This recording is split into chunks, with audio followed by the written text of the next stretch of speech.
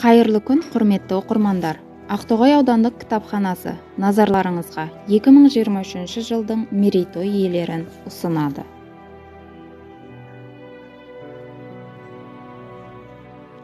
Марат Қабанбаевтың жаңа жинағына оның соңғы жылдары жазған повестері мен әңгімелері еніп отыр.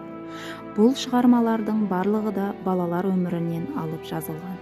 Жас автор кішкентай замандастарының тыныс-тіршілігін қанық бояулармен әдемі суреттей білді. Қазіргі қазақ балалар әдебиетінің белді өкілдерінің бірі айтулы ақын Ермек Өтетілеуұлы. Ойламай отқа түскен неткен жанбыз.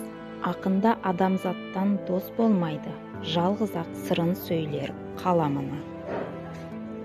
Жалғыз қазақ емес, күллі тұран жерінен шыққан түркі текті халықтардың мақтанышына айналған. Көзі тірісінде-ақ мәңгілік сөнбес шолпан жұлдызындай жарқырап шыққан Мағжан ақын жырлары уақыт өткен сайын соны қырынан танылып, жаңада жас оқырманын тауып отырары сөзсіз. Қалың жұрт ұзақ жылдар көз жазып қалған қазақтың ұлы ақынының бұл кітабына әр жылдары жазылған өлеңдері мен поэмалары топтастырылды.